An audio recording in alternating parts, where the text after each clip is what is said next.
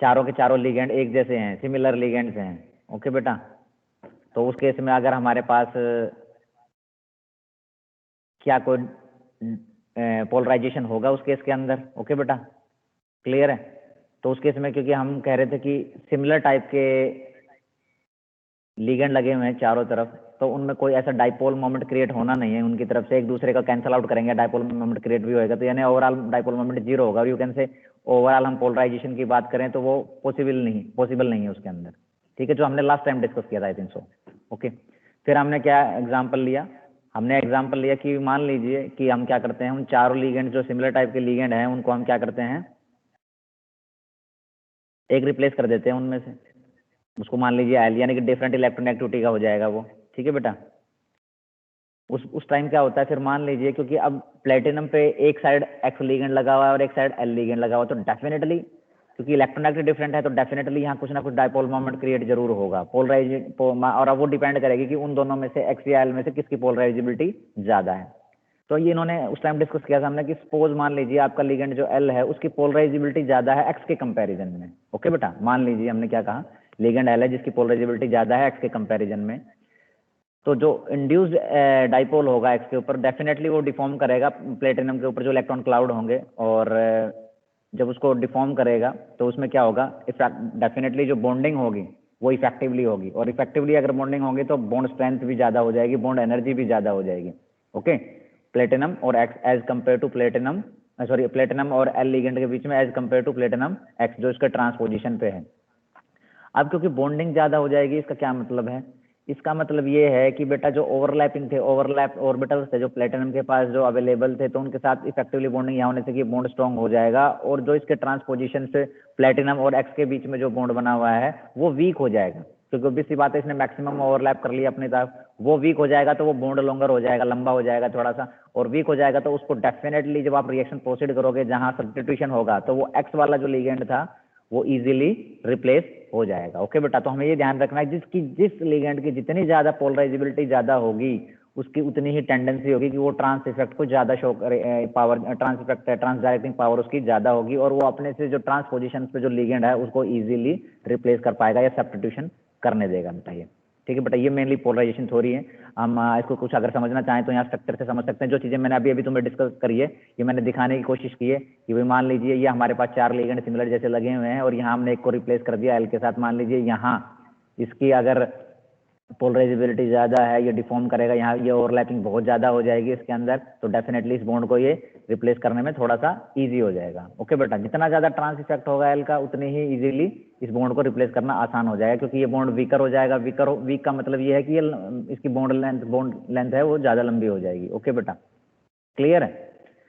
साथ ही साथ आपको एक चीज़ का ध्यान रखना है कि बस आपको इतना याद रखना है कि मेटल लिगेंड के बीच में ट्रांस इफेक्ट का क्या, मेटल लिगेंड के बीच में जो पाई बॉन्ड है वो क्या करती है, क्योंकि अगर पाई बॉन्ड बनेगा तो वो डेफिनेटली क्या करती है, इंक्रीज करती है, लेकिन हम यहाँ क्या कर रहे हैं, हम पाई बॉन्ड की बात नहीं कर रहे, तो हमें उसको कंसिडरेशन नहीं करना, हमें सिर्फ ये देखना है कि पर्टिकुलर लिगेंड की जो पोलराइजेबिलिटी है वो ज़्यादा है या नहीं है। ऑब्वियसली बात है, जब हम पोलराइजेबिलिटी के बारे में फजान रूल वगैरह में आपने डिटेल में डिस्कस किया होगा तो आपने देखा होगा, हम वहाँ बात करते थे एक बार, smaller the size of cation and larger the size of ion an ion favours the covalence. ये लाइन आपने पढ़ी होगी डेफिनेटली, मुझे जहाँ तक ध्यान है अपने फर्स्ट सेमेस्टर में, अगर आपको थोड़ा सा ध्यान होगा तो जितना ज्यादा साइज एनायन का जितना ज्यादा साइज होता था हम बात करते थे कि वो उतनी ही जल्दी क्या हो जाता है, उसकी उतनी ही ज्यादा पोलराइजेबिलिटी होती है, मतलब वो उतनी ही जल्दी उनके अंदर क्या होती है, वो कोवलेंसी को फेवर करता है। जनरली हम आयनिक सॉलिड्स में पढ़ते हैं इस चीज के बारे में, तो वही चीज कंसेप्ट हम यहाँ यूज करेंगे।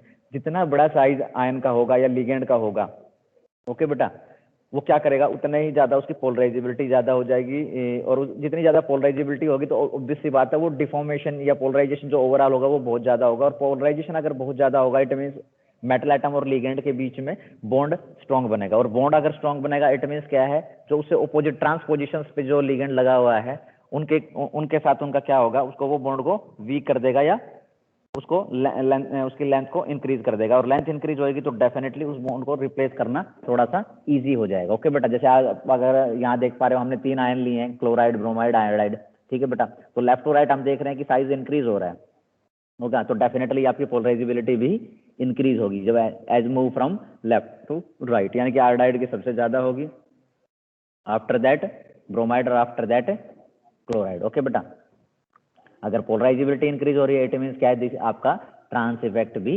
इंक्रीज होगा। ओके बेटा, बस ये बेसिक कंसेप्ट ध्यान रखना, यही है जो हमने अभी डिस्कस किया, लास्ट टाइम भी थोड़ा डिस्कस किया था, थोड़ा सा आपकी बार ये हो गया।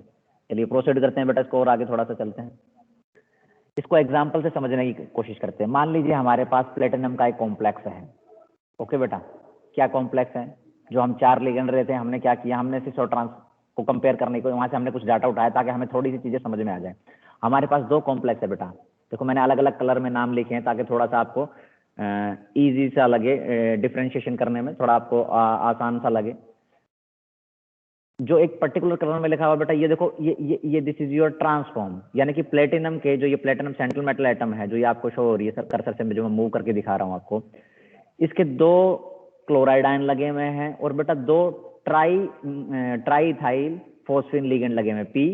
पी रिप्रेजेंट फॉस्फोरस और ई क्या है, इथाइलिन ग्रुप के लिए, ट्राईथाइलिन फॉस्फीन, इसके 2 लगे हुए हैं। तो ये ट्रांसपोजिशन है, इट मींस ये क्लोराइड 2 अपोजिट पोजीशन में है और 2 अपोजिट पोजीशन में ट्राईथाइल फॉस्फीन है बेटा। एक तो हमने ट्रांस आइसोमर लिया बेटा, एक हमने लिया है सिस आइसोमर। ओके क्लियर, मैं एक बार स्ट्रक्चर दिखाने की कोशिश करता हूँ इनको थोड़ा सा। ये आपका देखो ट्रांस आइसोमर है बेटा, यहाँ देखिए ये फिनाइल ट्राईथाइल फॉस्फीन है, ठीक है बेटा। तो ये लिगेंड यहाँ लगा हुआ है। ओके बेटा क्लियर, इस तरह का ये लिगेंड लगा हुआ है, थोड़ा सा मतलब ये इसको कंपेयर करने की कोशिश करेंगे थोड़ा सा, ठीक है बेटा। और ये इथाइल ग्रुप नहीं है, आई थिंक सो, ये फिनाइल ग्रुप है। ये आई थिंक मैंने टाइप करते समय कुछ गलती हुई है, ये इथाइल नहीं है, this is your phenyl group. Okay बेटा, इसको थोड़ा सा ठीक कर लेना, ये इथाइल ग्रुप नहीं है, क्योंकि स्ट्रक्चर जो ये आप इसका एग्जाम्पल भी ले सकते हो, लेकिन जो ये स्ट्रक्चर जो बना हुआ है ना, ये ट्राईथाइल नहीं है, ट्राईफिनाइल है ये। ओके, ये जो ईटी लिखा हुआ है ना, इसको पीएच कर लेना, triphenyl phosphine. Okay got it, triphenyl phosphine, इसको फार्मूले को थोड़ा सा ठीक कर लेना। अब यहाँ देखिए बेटा, ये हमारे पास है ट्रांस आइसोमर। ओके, और ये है आपका सिस आइसोमर, क्योंकि देखो एडजेसेंट पोजीशंस पे सिमिलर लिगेंड लगे हुए हैं, तो this is your cis form और दिस इज योर ट्रांस। अब जब हम बात करते हैं लेंथ की, बॉन्ड लेंथ की, तो हम क्या कह रहे हैं कि जो हमारे पास ट्रांस आइसोमर है, जो ये वाला जो ट्रांस आइसोमर है, ये मान लीजिए ग्रीन से जो रिप्रेजेंट कर रहा है, this is your chloride ion. Okay बेटा, ये जो ऑरेंज से कलर से दिख रहा है थोड़ा सा, दिस इज योर फॉस्फोरस, और ये 3 मिथाइल ग्रुप लगे हुए हैं इसके ऊपर, नहीं मिथाइल कह रहा हूँ सॉरी, फिनाइल ग्रुप लगे हुए हैं।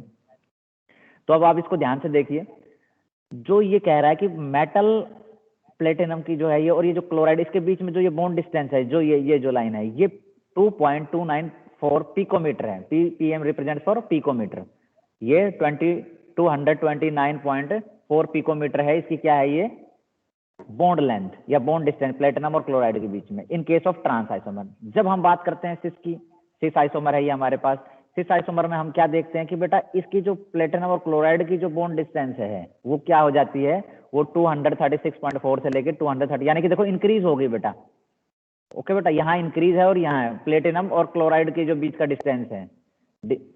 अब देखो, अब यहाँ हम जो सोचते हैं या एडमिट करना चाहते हैं कि ऐसा क्या हुआ कि जिससे ये हो गया, देखो बेटा यहाँ हम देखेंगे तो देखो यहाँ ये ट्राईफिनाइल फॉस्फीन जो लिगेंड लगा हुआ है, this has more trans directing as compare to chloride ion, और you can say this has higher trans effect. क्योंकि इसका हायर ट्रांस इफेक्ट है तो बेटा ये क्या करेगा, ये इससे जो ओपोजिट साइड पे जो लिगेंड लगा हुआ है उसके बीच के बॉन्ड को वीक कर देता है, और यू कैन से उसका जो बॉन्ड लेंथ है उसको इंक्रीज कर देता है। ओके, तो यानी कि अब वो डाटा से भी अब देखो शो हो रहा है हमें, ट्रांसफॉर्म में जहां एक दूसरे के ओपोजिट क्लोराइड है, वहां प्लेटिनम और क्लोराइड की बॉन्ड डिस्टेंस 2.294 पिकोमीटर है, जबकि यहाँ इस केस के अंदर क्योंकि सिस फॉर्म है तो इसे एक दूसरे से ओपोजिट जो है, दो डिफरेंट टाइप के लिगेंड लगे हुए हैं, उस केस में प्लेटिनम की और क्लोराइड की जो बॉन्ड डिस्टेंस है वो इंक्रीज हो गई। क्लियर है बेटा, ये एक एग्जाम्पल से बताने की कोशिश की। अजय कुछ बोलना चाह रहे हो बेटा, म्यूट करो अपने आप को। ओके बेटा क्लियर है, तो हमें बॉन्ड डिस्टेंस का ध्यान रखना है, और ये डाटा से आपको दिखाने की कोशिश की है कि जो अभी हमने पोलराइजेशन थ्योरी पढ़ी उससे क्या इफेक्ट पड़ता है। ओके बेटा, चलिए जो सेकंड वन थ्योरी है वो है pi bonding theory. Pi bonding theory के अंदर इन जनरली क्या होता है, इन जनरली जैसे आपने डी ब्लॉक एलिमेंट में भी पढ़ा था बेटा, अगर आपको थोड़ा सा ध्यान हो, हम लोगों ने वहां डिस्कस किया था कि डी ब्लॉक एलिमेंट है या ट्रांजिशन मेटल्स हैं, कुछ ऐसी मेटल्स होती हैं बेटा जो लो ऑक्सीजन स्टेट के अंदर भी कॉम्प्लेक्सेस बनाते हैं। लो ऑक्सीजन स्टेट के अंदर भी, लो ऑक्सीजन स्टेट का मतलब जीरो के अंदर भी कॉम्प्लेक्सेस बनते हैं, जैसे कार्बोनिल के साथ है, ओके बेटा, माइनस में भी बनते हैं लेकिन वो स्टेबल नहीं होते ज़्यादा कॉम्प्लेक्सेस। तो 0+1+2 या इस तरह की लॉग स्टेट के अंदर या फिर 0 के अंदर भी कॉम्प्लेक्सेस बनाते हैं। उस टाइम हम लोगों ने एक थ्योरी पढ़ी थी कि ये कैसे पॉसिबल है कि भाई मेटल ने इलेक्ट्रॉन लूज ही नहीं किए और इलेक्ट्रॉन्स गेन कर रही है वो, और उन्हें स्टेबल कॉम्प्लेक्सेस भी बना रही है। तो वहां से कोरिलेट करते हैं इसको, क्योंकि वहां भी हमने पढ़ा था। वहां हमने इन जनरली क्या पढ़ा था, हमने वहां डिस्कस किया था बेटा ट्रांजिशन एलिमेंट में, जब भी कभी आपने पढ़ा होगा कहीं, तो वहां हम डिस्कस करते हैं कि no doubt central metal atom की टेंडेंसी है इलेक्ट्रॉन पेयर्स को एक्सेप्ट करने की, डेफिनेटली वो एक्सेप्ट करती है। लेकिन जो पाई बॉन्डिंग थ्योरी है उसके अंदर क्या होता है कि बेटा पहला स्टेप तो है लिगेंड्स अपना इलेक्ट्रॉन पेयर डोनेट करेगा। जैसे ही उसने इलेक्ट्रॉन पेयर डोनेट किया, इट्स ओके, मेटल ने एक्सेप्ट कर लिया। बट क्योंकि अगर मेटल लो ऑक्सीडेशन स्टेट में या यूं कह दो जीरो स्टेट में है या +1+2 कम, मतलब उसके पास उस केस में जहां इलेक्ट्रॉन डेंसिटी बहुत ज्यादा है, तो क्योंकि आपने लिगेंड ने लोन पेयर डोनेट किया, इलेक्ट्रॉन्स उसको मिल गए, इलेक्ट्रॉन डेंसिटी बढ़ गई, पहले इलेक्ट्रॉन डेंसिटी बहुत ज्यादा थी, तो इलेक्ट्रॉन इलेक्ट्रॉन आपस में रिपल्शन करेंगे, तो डेफिनेटली वो अनस्टेबल हो जाना चाहिए। बट वो फिर भी स्टेबल कॉम्प्लेक्सेस क्यों बनाता है? इन जनरली क्या होता है, जैसे ही लिगेंड मेटल को इलेक्ट्रॉन पेयर डोनेट करता है, उसके बाद क्या होता है बेटा, कुछ लिगेंड्स के अंदर एम्प्टी ऑर्बिटल्स अवेलेबल होते हैं। तो वहां क्या होता है, वो एम्प्टी ऑर्बिटल मेटल एटम के जो फील्ड ऑर्बिटल्स होते हैं उनसे वो इलेक्ट्रॉन डेंसिटी एक्वायर करता है, ले लेता है। ये जस्ट लाइक दैट आपने बैक बॉन्डिंग पढ़ी थी, पी पाई या पी डी पाई, जो बैक बॉन्डिंग पड़ी थी वही कंसेप्ट है सिमिलर। तो वो क्या करता है बेटा, मेटल एटम जो एक्सेस ऑफ न्यूक्लियर उस पे इलेक्ट्रॉन डेंसिटी होता है वो क्या कर देता है, ट्रांसफर कर देता है, just like side wise overlap, जैसे आपने पढ़ा हुआ है। तो वो ट्रांसफर कर देता है, कहाँ ट्रांसफर कर देता है, जो लिगेंड के एम्प्टी ऑर्बिटल होते हैं उनको ट्रांसफर कर देता है। तो वो एक तरह से आप यूं कह सकते हो, वो जस्ट लाइक पाई बॉन्ड जैसे बनता है उस तरह का ही ट्रांसफर ऑफ इलेक्ट्रॉन्स होता है। ये होता क्या है, क्योंकि ट्रांजिशन एलिमेंट की बात कर रहे हैं, तो ट्रांजिशन एलिमेंट के तो बेटा डी ऑर्बिटल्स हो गए, तो डी ऑर्बिटल यूज होगा, और साथ ही साथ लिगेंड के ये पी ऑर्बिटल भी हो सकता है और डी ऑर्बिटल हो सकता है। इसके बेसिस पे ही हम एक्सप्लेन करते हैं कि पी पाई डी पाई बॉन्डिंग होती है या फिर पी पाई डी पाई बॉन्डिंग होती है। ओके बेटा, मेनली जो आपके इस तरह के लिगेंड्स होते हैं जो इलेक्ट्रॉन पेयर्स को एक्सेप्ट करते हैं उनको पाई एसिड्स भी बोलते हैं कई बार। ओके, पाई एसिड भी बोलते हैं, और मेनली डी पाई बी पाई बॉन्डिंग में है। जैसे इस केस में देखिए, आपको अगर स्क्रीन पे एक विजिबल हो रही होगी, एक पिक्चर विजिबल हो रही होगी, आप ध्यान से देखिए बेटा, जो ये थोड़े से डार्क ब्लैक या ग्रे से कलर में जो आपको ये लिगेंड नजर आ रहे हैं, दिस वन दिस ये हमारे मेटल के ऑर्बिटल्स हैं। ये जो राइट साइड को जो हमने रेड कलर में जो दिखाया है, थोड़ा सा डार्क से कलर में, ये हमारे लिगेंड का ऑर्बिटल है। तो ये साइड वाइज ओवरलैप कर रहा है। ओके बेटा, ये साइड वाइज ओवरलैपिंग जैसे होती है ना, ये मान लीजिए लिगेंड है आपका कोई भी जिसके पास पी ऑर्बिटल फुल्ली एम्प्टी है, तो ये फुल्ली फिल्ड ऑर्बिटल है, तो ये क्या करता है, ये अपनी इलेक्ट्रॉन डेंसिटी इसको ट्रांसफर कर रहा है, इस तरह से ओवरलैपिंग कर लेता है जस्ट लाइक साइड वाइज, और तो एक पाई बॉन्ड बना देता है बेटा। ओके, और इस तरह की जो बॉन्ड बनता है उसके लिए हम वर्ड यूज करते हैं, जैसे मान लीजिए ये पी ऑर्बिटल है, ये डी है, तो पी पाई डी पाई या डी पाई पी पाई बॉन्ड। अगर इन केस यहाँ आपका ये पी ऑर्बिटल की जगह डी ऑर्बिटल हो जाए बेटा, पी ऑर्बिटल की जगह क्या हो जाए, डी ऑर्बिटल, तो आपका हो जाएगा D pi bonding. Okay, clear बेटा। जो इस तरह के लिगेंड है, carbonyl, cyanide, ethylene, trialkyl phosphine या ट्राइफिनाइल फोस्फेन, तो इस तरह के लिगेंड से इनकी टेंडेंसी होती है, क्योंकि वो उनमें टेंडेंसी है कि वो इलेक्ट्रॉन पेयर को एक्सेप्ट कर सकते हैं, सॉरी, इलेक्ट्रॉन पेयर डोनेट करने के बाद जो मेटल के पास एक्सेस ऑफ इलेक्ट्रॉन डेंसिटी होती है उसको वो एक्वायर कर सकते हैं, वो एक्सेप्ट कर सकते हैं। आप नेक्स्ट फिगर में देखिए बेटा, यहाँ मैंने डी पाई का एग्जांपल आपको दिखाने की कोशिश की है। ये हमारे पास सेंट्रल मेटल एटम के डी ऑर्बिटल है, ये फुल्ली फिल्ड ऑर्बिटल्स हैं जो ये ब्लैक से कलर में आपको शो हो रहे हैं स्क्रीन के ऊपर बेटा, जो विजिबल हो रहे हैं आपको। ठीक है बेटा, इधर ये जो राइट साइड को जो ऑर्बिटल है, ये हमने किसी मेटल एटम किसी लिगेंड का डी ऑर्बिटल को उठाया, जैसे ट्राइफिनाइल फोस्फेन ले लो या ट्राई अल्काइल फोस्फेन ले लो, उसके जो डी ऑर्बिटल्स हैं ये वाले, इनमें से ये साइड वाइज ओवरलैपिंग होती है और ये डी पाई की ही कैटेगरी में आता है। अब चलो, ये तो बात हो गई कि बॉन्डिंग हो गई जी, डी पाई पी पाई हो गई या पी पाई हो गई, जस्ट लाइक बैक बॉन्डिंग, इस तरह से बॉन्डिंग हो गई मेटल और लिगेंड के बीच के अंदर, just like side wise overlapping. उससे फर्क क्या पड़ता है? अब क्वेश्चन अराइज होता है, भाई ठीक है, इट्स ओके, मान लिया आपकी बात की बॉन्डिंग हो गई, then what would you think about what would be the effect on particular bonds between metal atom और ligand? ओके, अब क्योंकि जैसे ही बेटा पाई बॉन्डिंग हुई है, तो वहां जो वो बॉन्ड बनेगा, जो ये पाई बॉन्डिंग वाला जो आपने बनाया कंसेप्ट किया है, तो उससे क्या हो जाता है, जो ये मेटल और लिगेंड के बीच में है, ओके बेटा, ये बहुत ज्यादा स्ट्रांग हो जाता है। ओके, क्योंकि अगर मान लीजिए किसी की ट्रांस डायरेक्टिंग एबिलिटी बहुत ज़्यादा है, इट मीन्स क्या है, उसकी पाई बॉन्डिंग, क्योंकि अगर आप देखोगे ट्रांस डायरेक्टिंग सीरीज के अंदर आप देखोगे राइट साइड को हायर एंड पे जिनकी ट्रांस डायरेक्टिंग पावर बहुत ज़्यादा है वो अधिकतर यही लिगेंड्स हैं, कार्बोनिल है, साइनाइड है, इथाइलिन है, ट्राइअल्काइल फॉस्फेन उसी कैटेगरी में आते हैं।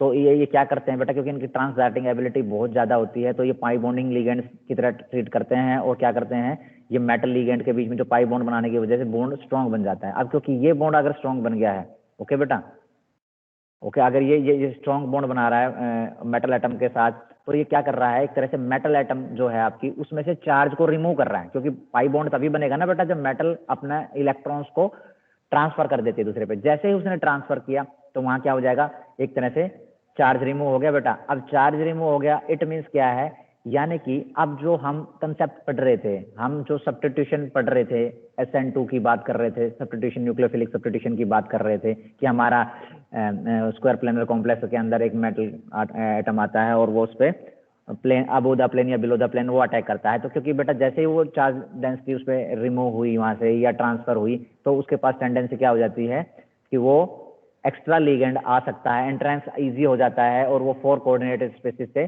5 कोऑर्डिनेटेड स्पेसिस को इजीली बना देता है इस charge removal of charge density की वजह से। तो यानी कि जो हम जिसकी हम बात कर रहे थे, इट मीन्स क्या होता है, फिर पाई बॉन्डिंग की वजह से वो क्या करता है, वाई का एडिशन को इंक्रीज कर देता है। वाई मीन्स कोई भी लिगेंड जो एडिशनल एंटरिंग लिगेंड था जो हमने पहले पढ़ा हुआ इस टॉपिक के अंदर, और वो किस चीज को फेवर करता है, वो ये रिएक्शन को फास्टली प्रोसीड करने में मदद करता है। ओके बेटा, ये जो कंसेप्ट है ये आपका पाई पोलराइजेशन थ्योरी तो हमने पहले पढ़ लिया, ये हमारी है पाई बॉन्डिंग थ्योरी के साथ। ओके बेटा, अब इसको थोड़ा और एक्सप्लेन कर कोशिश करते हैं। अब इन जनरली आपके पास था सबसे पहले जो कौन सी ज्योमेट्री थी आपकी, थी स्क्वायर प्लेनर। आप बोलते हो कि स्क्वायर प्लेनर ज्योमेट्री है, ऑब्वियस सी बात है, ठीक है, और उसमें सब्स्टिट्यूशन होता है। Okay, nucleophilic substitution reaction proceed हो रहा है। अब क्योंकि जब स्क्वायर प्लेनर ज्योमेट्री थी तो बेटा उसके अंदर आपका जो डी ऑर्बिटल यूज होता है बॉन्डिंग के अंदर वो होता है this is your D x square minus Y square. Okay बेटा, D x square minus Y square orbital square plane के अंदर।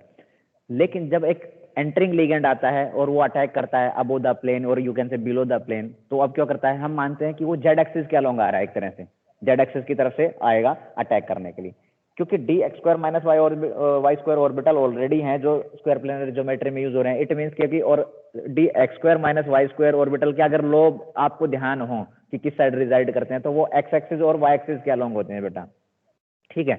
अब जो एंटरिंग लिगेंड आएगा वो आपका आएगा जेड एक्सिस के अलोंग।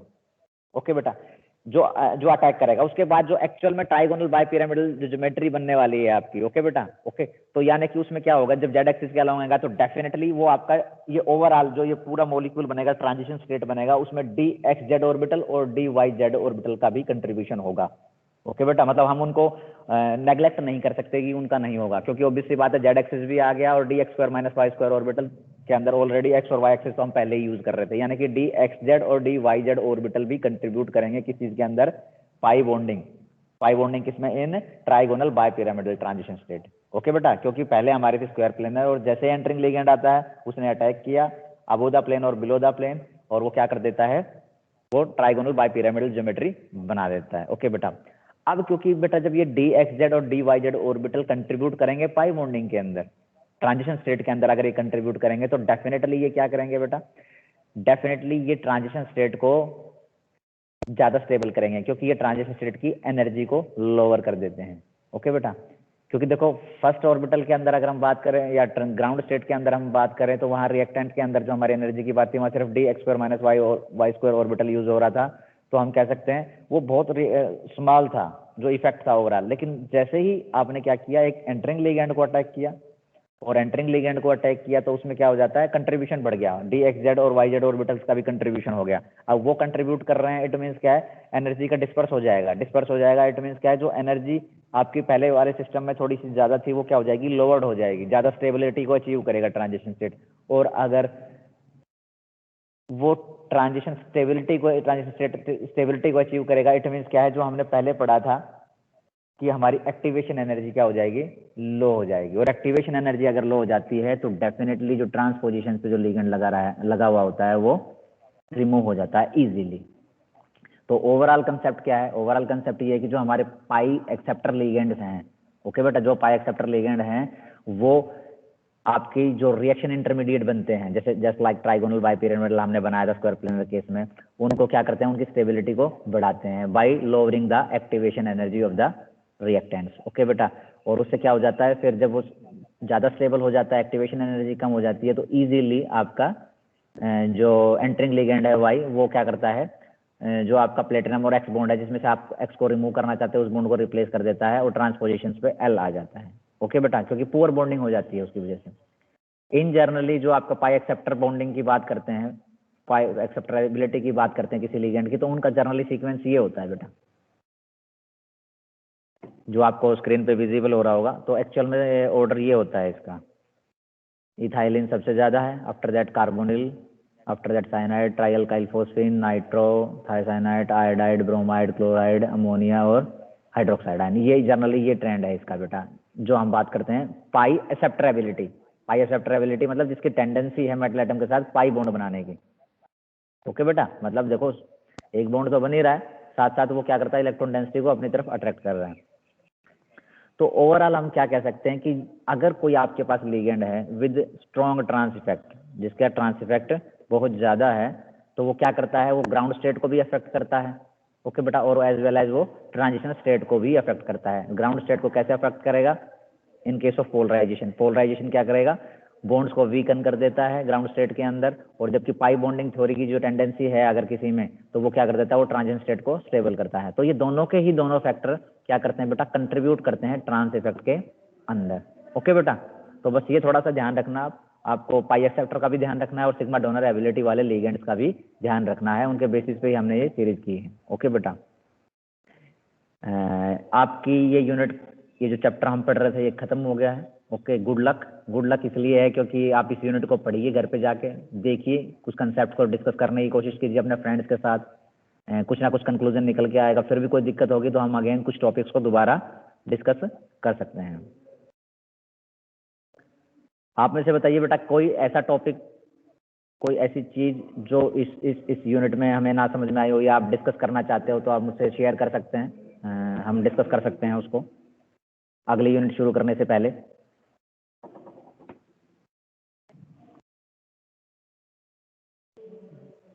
एम आई ऑडिबल बेटा, मेरी आवाज़ तो आ रही है ना तुम लोगों के पास? Yes sir. Very good. तो आप कुछ रिप्लाई कर नहीं रहे बेटा, आप रिप्लाई करके बताइए मुझे कि कोई दिक्कत है आपको तो बताइए इसके अंदर। समझ में आ गया? Yes sir. ओके, आप लोगों को असाइनमेंट सबमिट करना है ना, test assignment? Yes sir. Yes sir. Timing पता है ना आपको? यस सर, पता है, 11 बजे की है। Very good. 11:05 पे आना, क्योंकि लैब शुरू हो जाएगी ना 5 मिनट में।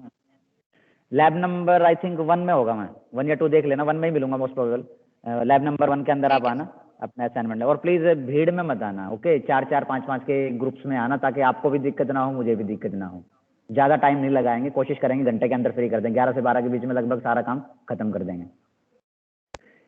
मोस्ट प्रोबेबल अधिकतर पॉसिबिलिटी आप सबमिट करवा दीजिए। फिर भी इन केस किसी वजह से कोई बच्चा नहीं आ पाया, कोई शादी में गया होगा, कोई रिश्तेदारी में गया होगा, है ना, कोई किसी वजह से नहीं कर पाया, तो बेटा कल या परसों में जब भी उनको टाइम मिलता है किसी को भी, या आप भी किसी वजह से कहीं अटक जाते हो, नहीं पहुंच पाते हो, तो आप कल या परसों में से भी टाइम, लेकिन मेनली आज है वो, कल उनके लिए जिनके साथ कोई प्रॉब्लम हो जाती है तो। ओके बेटा, और सबमिट करवा दीजिए प्लीज़, सरदर्दी मिटेगी आपकी भी और मेरी भी कि टेस्ट असाइनमेंट है, क्योंकि ये टेस्ट है आप यूँ जैसे हम लोग पहले क्लास टेस्ट लेते थे, बिल्कुल वही चीज़ है, क्लास टेस्ट है आपका, इसके बेसिस पे ही आपके कंट्रीब्यूशन, जो क्लास टेस्ट का कंट्रीब्यूशन है वो होगा। तो प्लीज़ आप याद करके ध्यान से टाइमली सबमिट कर देना। एक और चीज़ बेटा मैं बता देता हूँ, इंस्ट्रक्शन अगली मीटिंग में, पता नहीं मुझे ध्यान रहना रहे, सैटरडे को मोस्ट प्रोबेबल मैं मीटिंग लूँगा आपकी। ओके, लेकिन फिर भी मान लो कि इन केस कोई कुछ भी हो सकता है, आजकल कुछ नहीं पता चलता, कब नेट का कनेक्टिविटी का इशू हो जाए, कब सरकार को लगे कि भाई नेट बंद होने चाहिए, कर दो कनेक्शन बंद। ओके, तो next Monday, coming Monday, next Monday को हमने एक्सटेंशन लेक्चर रखा हुआ, इनवाइटेड टॉक रखी हुई है आप लोगों के लिए। ओके, तो याद रखना 12 बजे का टाइम है, 12 बजे रिसोर्स पर्सन आ जाएंगे, लेक्चर डिलीवर करना शुरू हो जाएंगे, तो आप लोगों को कम से कम 10 मिनट पहले मीटिंग में आपको मीटिंग में आना है। आप लोगों के साथ लिंक शेयर कर देंगे। ओके, आपके ग्रुप्स जो फर्दर ग्रुप्स हैं आपको लिंक शेयर कर देंगे, और आप लोगों को मीटिंग में सबको ज्वाइन करना है। ओके, क्लियर है? लगभग सर लगभग कैथल 40। डिस्ट्रिक्ट में तो अभी तक नेट चालू नहीं हुआ सर। कैथल डिस्ट्रिक्ट में नहीं हुआ?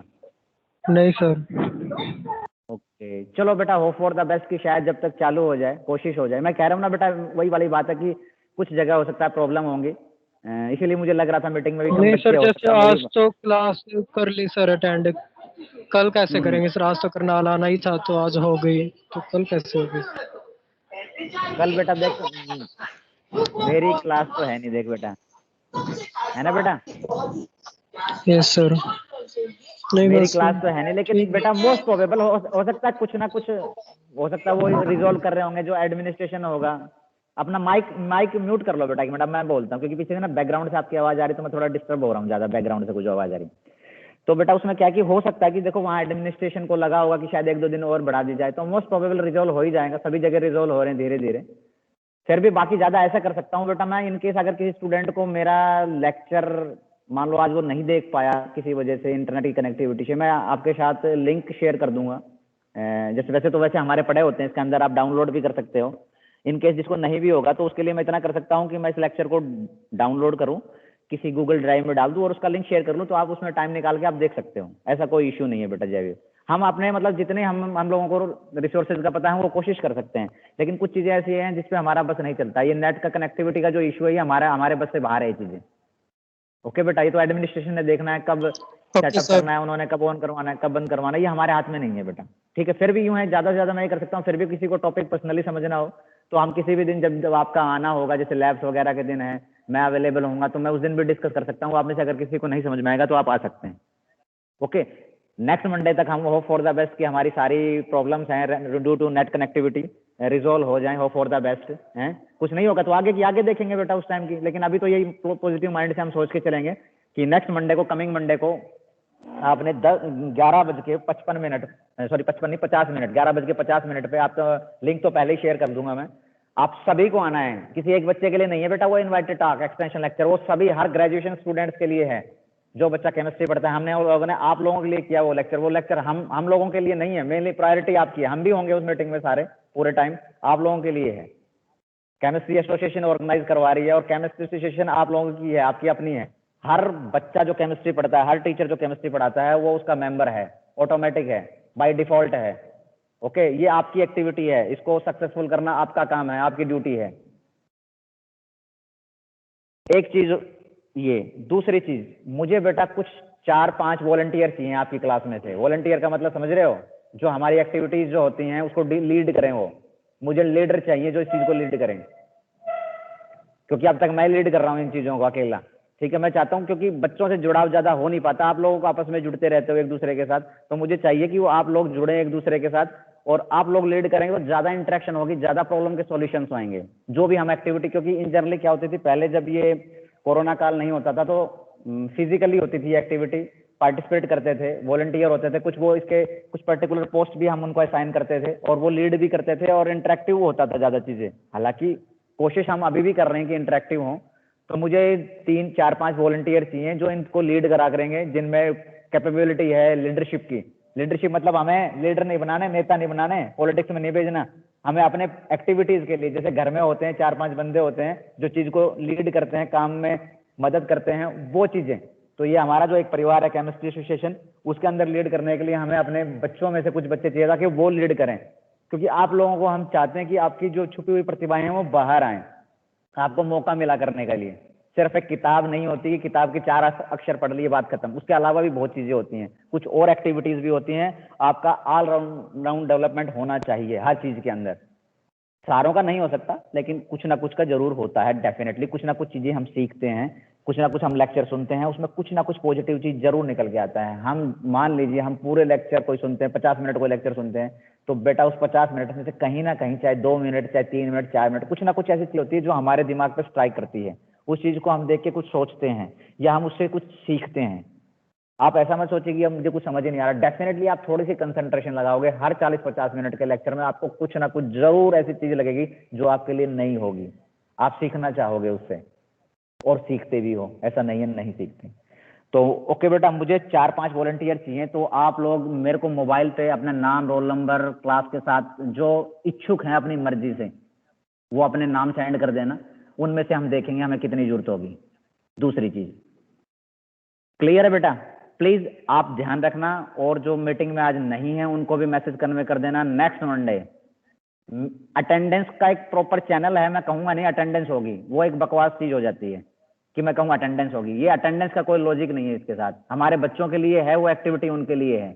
बाकी बकायदा अटेंडेंस का प्रोविजन आपके लिए रखा जाएगा। डेफिनेटली अगर आप 1 घंटा बैठोगे या 40 मिनट बैठोगे तो आप डेफिनेटली आपको एडिशनल अटेंडेंस मिलेगी, इसमें कोई दो राय नहीं है। ओके बेटा? और अटेंडेंस कैसे होएगी वो मेरे ऊपर छोड़ दो, तो मैं उस टाइम 1 दिन पहले मैं बता दूंगा अटेंडेंस मैं लूंगा कैसे।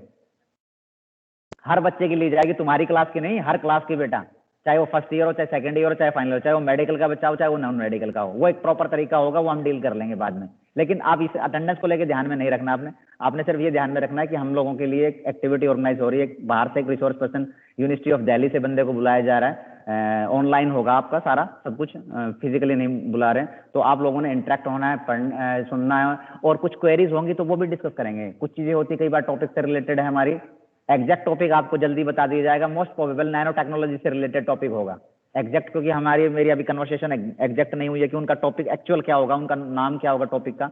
बट हमें पता है वो नैनो टेक्नोलॉजी पे काम करते हैं, वो प्रोफेसर साहब डॉक्टर R K शर्मा। तो उनका हमने लेक्चर रखा हुआ और सिर्फ आप लोगों के लिए रखा हुआ है। तो प्लीज नेक्स्ट मंडे को कोई मीटिंग आपने फाइनल नहीं करनी किसी के साथ भी। कहीं रिश्तेदारी में जाने का फाइनल मत करना। अगर आप पोस्टपोन कर सकते हो तो इट इज बेटर 1 दिन पहले या 1 दिन बाद कर लीजिए। मुझे मैक्सिमम मोस्टली स्टूडेंट अपने मीटिंग के अंदर चाहिए। ओके बेटा? Okay sir.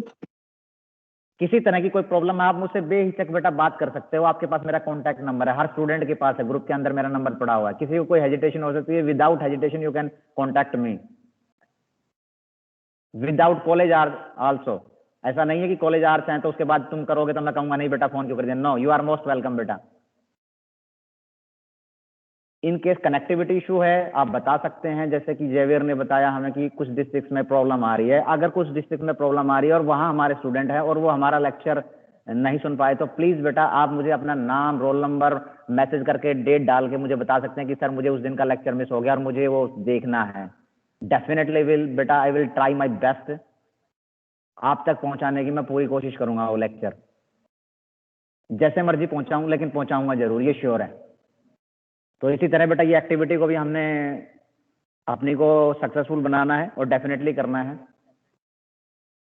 नेक्स्ट यूनिट मैं शुरू करूं या नेक्स्ट टाइम शुरू करूं बेटा? नेक्स्ट टाइम कर लेना। Next time sir. चलो बेटा, सर हम ओके बेटा, आप Sir, next असाइनमेंट वगैरह ओके बेटा, ओके नेक्स्ट टाइम हम सबमिट करते हैं। इन केस मैं आपके लिए एक चीज और ऐड करता हूं, अगर आप लोग कुछ अभी भी पहुंच चुके हो कॉलेज में और असाइनमेंट सबमिट करना चाहते हो, अभी भी पहुंच चुके हो, तो मैं बेटा मेन स्टाफ रूम में बैठा हुआ हूँ। कोई अभी भी आना चाहे तो मेरे पास सबमिट करने आ सकता है, लेकिन 11:05 से फिर लैब नंबर 1 के अंदर। अगर अभी भी कोई इच्छुक है, कोई जिसका प्रिपेयर है, ही और she will be most welcome in main staff room. Okay बेटा?